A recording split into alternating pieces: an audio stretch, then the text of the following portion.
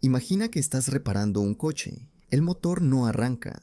Abres el capó y buscas la pieza rota. En este escenario, el mundo es estático. Si una pieza está rota hoy, seguirá rota mañana a menos que la arregles. Pero, ¿qué pasa si intentas tratar a un paciente diabético?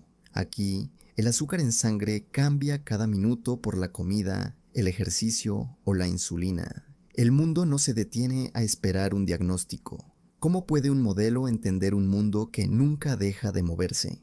Hoy vamos a hablar de razonamiento probabilístico en el tiempo. Para navegar la incertidumbre, los modelos mantienen lo que llamamos un estado de creencia, belief state.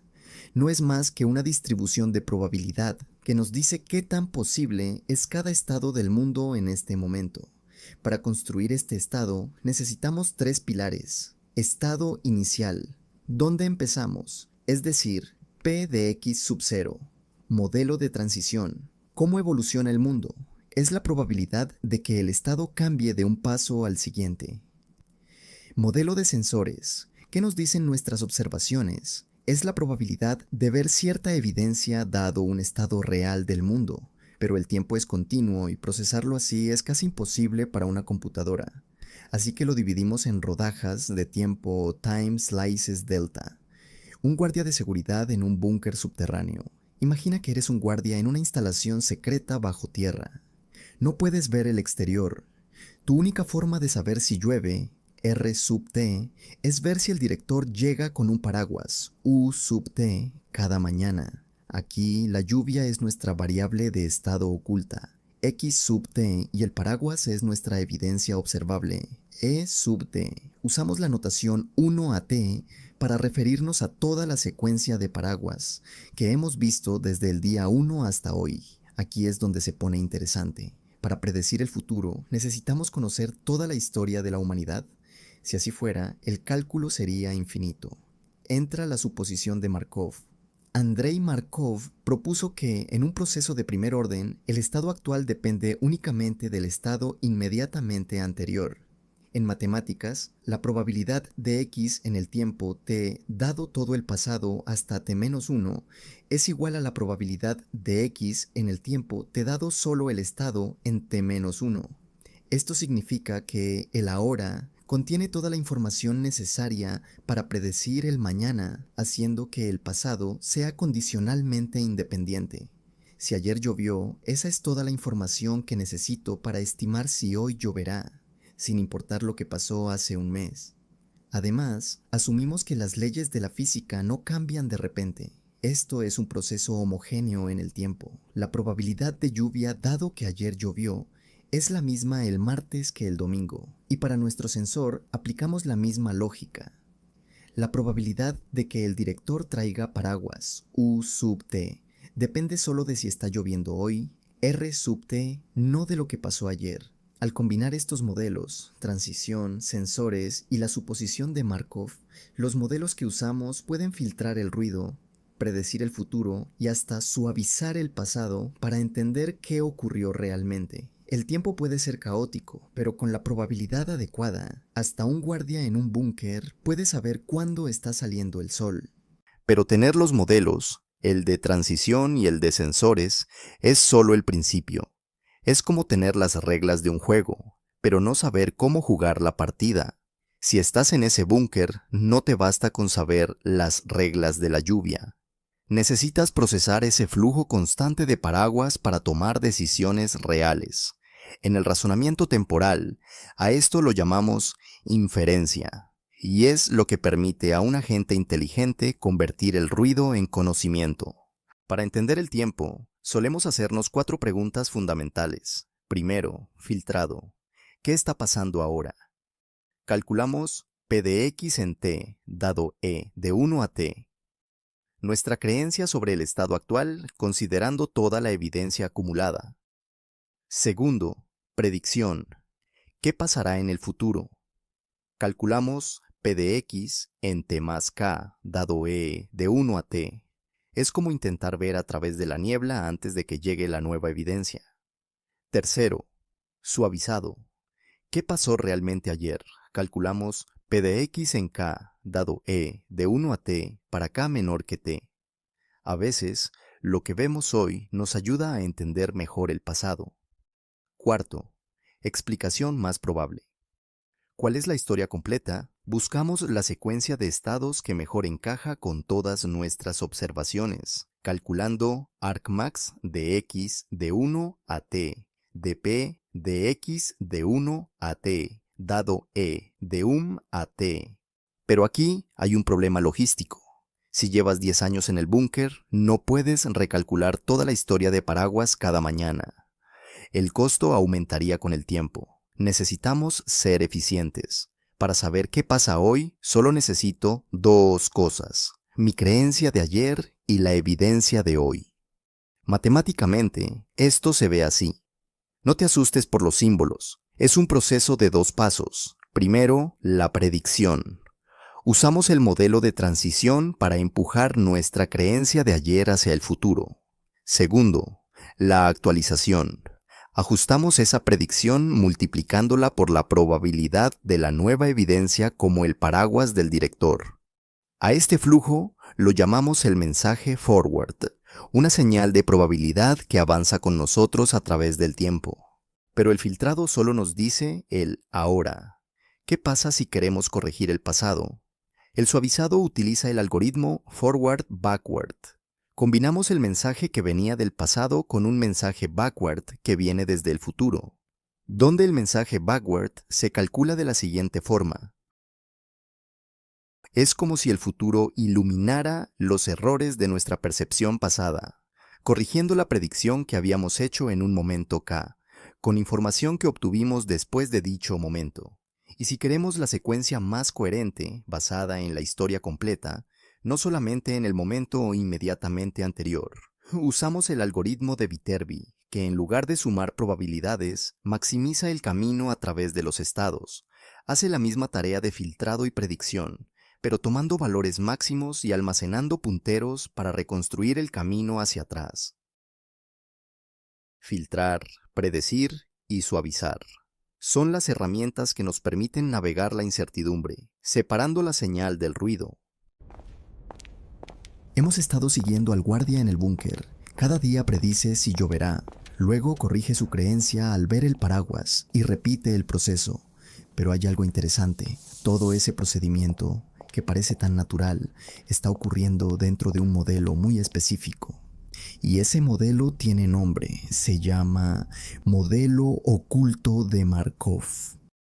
Pero, ¿qué lo hace especial?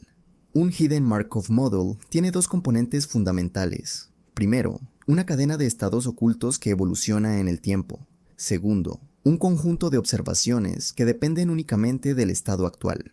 En nuestro ejemplo, la lluvia del día T es el estado oculto, el paraguas observado es la evidencia. El estado de hoy depende solo del estado de ayer, y la observación de hoy depende solo del estado de hoy. Eso es todo. Un solo estado por instante, una sola observación asociada, y la suposición de Markov garantizando que el presente resume el pasado relevante. Ahora podemos entender el algoritmo que guiaba al guardia. La actualización de su creencia se puede escribir así. La nueva creencia es igual a la evidencia actual multiplicada por la predicción basada en el día anterior. Primero proyecta el estado usando el modelo de transición, luego ajusta esa proyección usando la confiabilidad del sensor. Pero si lo miramos con más precisión formal, la creencia en el tiempo t no es solo una intuición, es un vector de probabilidades. El modelo de transición puede representarse como una matriz llamada t. Cada entrada de esa matriz, T y J, describe la probabilidad de pasar del estado I al estado J, y la evidencia del día se representa como una matriz diagonal llamada O sub T. Esta matriz pondera cada estado según qué tan compatible es con la observación actual. En notación matricial, el filtrado se escribe así: F sub T es igual a alfa por O sub T, por T transpuesta por F sub T menos 1. Donde F sub T-1 es la creencia anterior, T transpuesta por F sub T-1 realiza la predicción, O sub T incorpora la evidencia, y alfa normaliza la distribución. Y lo más importante es esto: no necesitamos recordar toda la historia del paraguas. Toda esa información está comprimida en una única distribución. f sub t-1. Esa compresión del pasado en un solo vector es lo que hace que el modelo sea computacionalmente viable. Ahora bien, es importante considerar un elemento fundamental de este modelo. Aunque el sistema pueda tener muchos estados posibles, en cada instante solo uno está realmente activo. El problema es que no lo observamos directamente, por eso mantenemos una distribución de probabilidad sobre todos ellos. Y gracias a la propiedad de Markov, el estado actual resume toda la historia pasada. Y cuando se cumplen estas tres condiciones, estado oculto discreto, dependencia temporal y observaciones ruidosas, estamos frente a un Hidden Markov Model, y ese patrón aparece en muchos sistemas reales. Por ejemplo, en reconocimiento de voz, donde el estado oculto representa el fonema pronunciado y la observación es la señal acústica. O en localización robótica, donde el estado oculto es la posición real del robot y la observación es una lectura imperfecta del sensor. En todos estos casos observamos señales ruidosas, pero buscamos inferir un estado discreto que evoluciona en el tiempo. Esa es exactamente la estructura de un Hidden Markov Model. Todo lo que hemos visto funciona cuando el estado puede describirse con un conjunto finito de posibilidades, pero no todos los sistemas pueden modelarse de esa forma. A veces el estado no se divide en categorías claras, y para entender esos casos necesitamos cambiar la perspectiva. Ahora, pensemos en un ejemplo de la vida real. Imaginemos que queremos seguir el vuelo de un ave entre los árboles. No la vemos todo el tiempo. A veces solo aparece entre las ramas, por un instante. Queremos saber dónde está, pero no tenemos acceso directo a su posición real. Solo tenemos observaciones incompletas, ruidosas y esporádicas. Ese es el problema real que intenta resolver el filtro de Kalman. En este punto, decir el ave está exactamente aquí sería deshonesto. Lo único razonable que podemos decir es, creemos que el ave está en esta zona con cierto nivel de confianza. Esa creencia no es un punto, es una distribución de probabilidad sobre posibles posiciones. A partir de ahora, no seguimos al ave con números, sino con distribuciones que representan incertidumbre. Ahora, para poder trabajar matemáticamente con estas distribuciones, hacemos una suposición fuerte, pero muy útil. Vamos a asumir que el movimiento del ave en intervalos pequeños puede aproximarse como lineal, y que las perturbaciones, viento, errores de medición, se comportan como ruido gaussiano. Esto no describe el vuelo perfectamente, pero nos dará un comportamiento matemático fundamental para el filtro de Kalman. El supuesto lineal gaussiano nos da una ventaja. Partimos de una creencia sobre la posición del ave, una distribución gaussiana. Después de predecir y observar, el resultado sigue siendo una gaussiana. A esto se le llama cerradura. Eso significa que toda nuestra creencia puede resumirse en solo dos cosas, una media y una covarianza. Y como siempre guardamos la misma información, cada actualización cuesta lo mismo, tiempo constante. Con esto definido, el filtro de Kalman no es más que un ciclo que ocurre en cada nueva observación. Primero veamos la predicción. Usamos la posición y velocidad estimadas para predecir dónde podría estar el ave en el siguiente instante. Esta predicción tiene un aumento en la incertidumbre asociado. Formalmente, lo que hacemos es propagar nuestra creencia en el tiempo, nuestro forward. Tomamos lo que creíamos antes y lo empujamos hacia adelante usando el modelo de movimiento. Ahora sigamos con la actualización. El ave vuelve a aparecer entre los árboles y el sensor nos da una nueva observación. Esa observación también es ruidosa. Formalmente combinamos la predicción con la observación. No elegimos una u otra, las multiplicamos. El resultado no es una posición exacta, es una nueva distribución, una creencia mejor ajustada. El filtro de Kalman es increíblemente poderoso. Al inicio nuestra creencia es vaga, sabemos muy poco. Con cada iteración del filtro, usamos lo que sabemos del movimiento y lo que observamos. No obtenemos una respuesta exacta, obtenemos algo mejor, una creencia cada vez más precisa, a pesar de que en la realidad nunca vemos el sistema completo, que siempre observamos fragmentos, datos incompletos. Con cada iteración del filtro usamos lo que sabemos del movimiento y lo que observamos. Aquí está lo importante, incluso cuando los datos fallan, no nos quedamos a ciegas en la oscuridad de la incertidumbre. Cada vez nos acercamos más a la realidad, al elegante vuelo del ave hacia el horizonte. Eso es el filtro de Kalman. Hasta ahora lo hemos visto casi como un truco elegante, una variable, una varianza, una campana gaussiana, pero el mundo real no es una sola dimensión. En la generalización, el estado ya no es una variable, es un vector de estado, y la incertidumbre ya no es una varianza, es una matriz de covarianza. Eso significa que el filtro no solo estima cuánto error hay, sino cómo se relacionan los errores entre variables.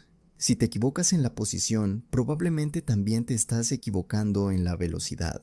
El modelo de transición se define como la probabilidad del estado x sub t más 1 dado el estado actual x sub t es una distribución normal cuyo valor medio es f de x sub t y cuya matriz de covarianza es sigma sub t. La matriz F describe cómo evoluciona el estado.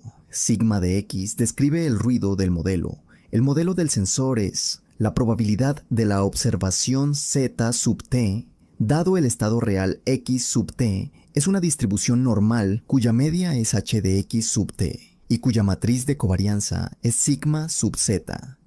H transforma el estado real en una observación. Sigma sub t es la incertidumbre del sensor. La ganancia de Kalman ahora es una matriz. Esta expresión no es decorativa. Es la solución exacta al problema de minimizar el error cuadrático medio en múltiples dimensiones.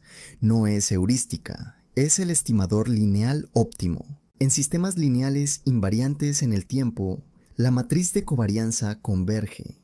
Eso significa que después de suficientes iteraciones, la ganancia K deja de cambiar. El filtro se estabiliza. Pero el mundo rara vez es perfectamente lineal. Entonces, ¿qué hacemos cuando el modelo es no lineal? Usamos el filtro de Kalman extendido. Linealizamos el sistema alrededor del punto actual. Es como aproximar una curva con su recta tangente. El filtro de Kalman no vive solo en los libros. Está en tu teléfono. Cuando tu GPS calcula tu posición, combina señales satelitales ruidosas con un modelo físico de movimiento. Los aviones combinan acelerómetros y giroscopios con modelos dinámicos del vuelo. Los vehículos autónomos fusionan cámaras, radar y lidar en una única estimación coherente del entorno. Cada vez que estimamos algo que no vemos directamente, pero tenemos un modelo físico y sensores ruidosos, el filtro aparece. El filtro de Kalman es lo que ocurre cuando combinamos física lineal, ruido gaussiano e inferencia bayesiana. Bajo esas condiciones, estimar el mundo se convierte en álgebra lineal. Y eso es lo extraordinario. No es un truco, es una consecuencia inevitable. Imagina un rover solitario en la inmensidad de Marte.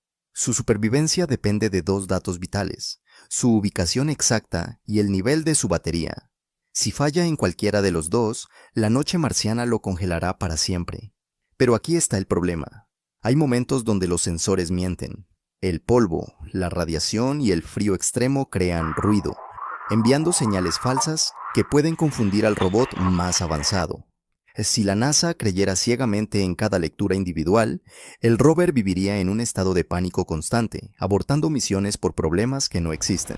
Entonces, ¿cómo distinguimos entre un error aleatorio del sensor y una catástrofe real a millones de kilómetros de casa? Aquí es donde entran las redes bayesianas dinámicas o DBN. Estos modelos no solo miran los datos aislados, sino que entienden profundamente cómo fluye el tiempo. Una DBN no es una foto fija. Es una película de probabilidades donde cada fotograma informa al siguiente.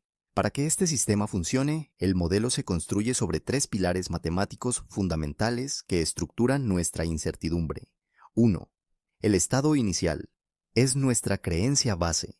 Representa todo lo que sabemos antes de que el rover comience su jornada. ¿En qué coordenadas aterrizó y cuál era la carga de sus baterías tras el último ciclo solar? 2. El modelo de transición. Esta es la física del sistema en Marte.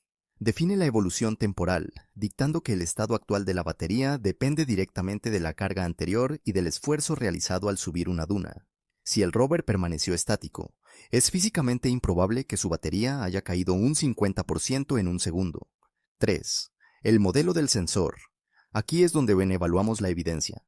Es la probabilidad de que el sensor nos entregue una lectura de batería baja, dado que el nivel real es otro. Es el puente entre el duro suelo marciano y los datos que recibimos en la Tierra.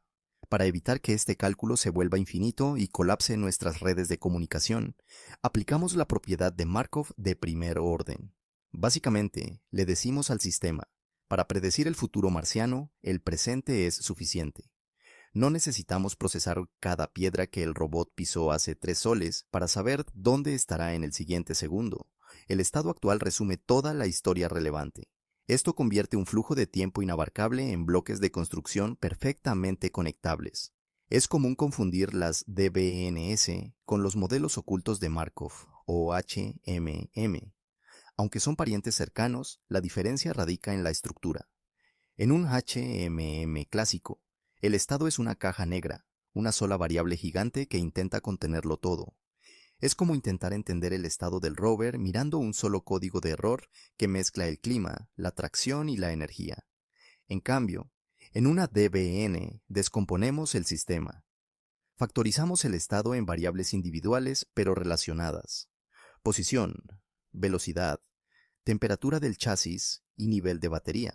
Esta estructura permite aprovechar la dispersión del modelo, mientras que un HMM se vuelve exponencialmente más lento y complejo al añadir variables, la DBN se mantiene lineal. Es la diferencia técnica entre un sistema que colapsa bajo el peso de los datos y uno que puede operar con autonomía. Ahora bien, ¿cómo procesamos el ruido de esos sensores? Aquí es donde aparece el error gaussiano.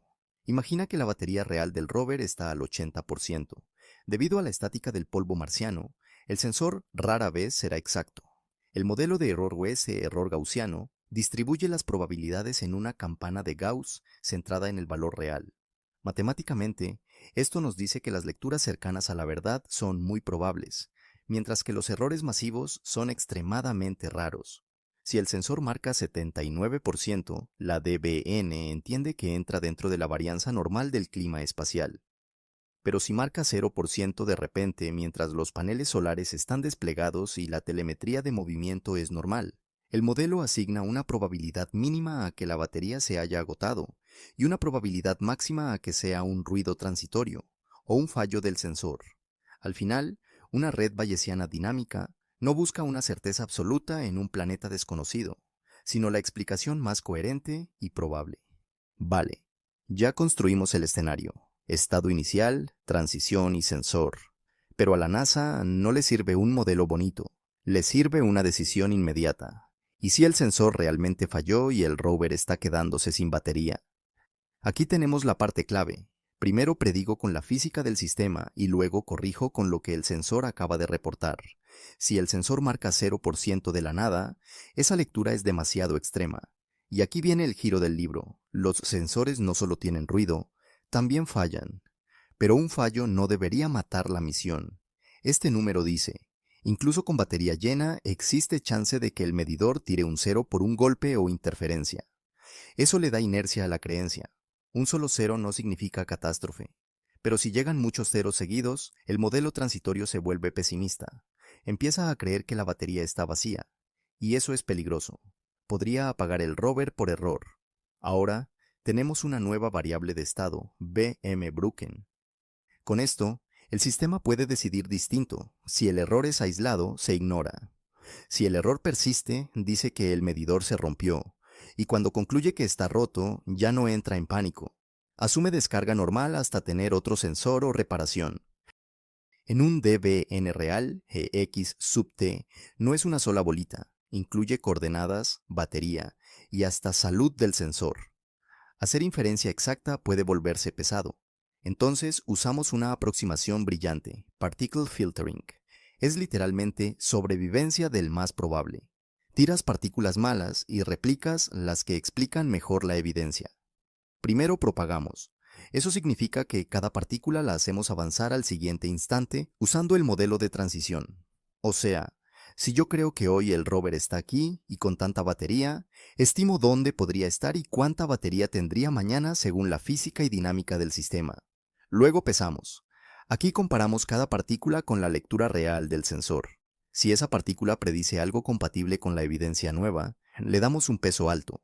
Si predice algo que no cuadra con lo observado, su peso baja. Y por último, remuestreamos. Nos quedamos con n partículas otra vez, pero ahora copiamos más veces las que tienen mayor peso y descartamos las de peso bajo. Así concentramos el esfuerzo computacional en las hipótesis más probables y evitamos que el filtro se llene de ideas malas. Aquí viene el hack elegante. Si el modelo tiene estructura, puedes ganar muchísimo.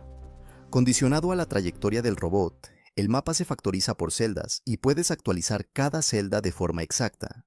Entonces, usas partículas solo para la trayectoria y dentro de cada partícula calculas exactamente. Eso es un Rao-Blackwellized Particle Filter. Menos varianza, menos partículas, más precisión. Si algo deja claro todo esto, es que muchos sistemas no pueden observarse directamente. Vemos datos, escuchamos señales, recibimos mediciones, pero el estado real que las genera casi siempre está oculto, y modelarlo correctamente cambia todo. Cuando el estado es discreto, estructuras como los modelos ocultos de Markov nos permiten mantener coherencia en el tiempo. Cuando es continuo, necesitamos herramientas distintas. Pero más allá del algoritmo específico, la decisión más importante siempre es conceptual. Definir bien qué constituye el estado del sistema, entender cómo evoluciona y reconocer qué tan confiables son nuestras observaciones. Sin una buena definición del estado, ningún método, por sofisticado que sea, funciona correctamente, porque al final estos modelos no eliminan la incertidumbre, la organizan, la hacen manejable y tal vez la pregunta no es solo qué modelo elegir, sino, si no vemos el estado real, ¿qué tan seguros estamos de lo que creemos entender del mundo que estamos modelando?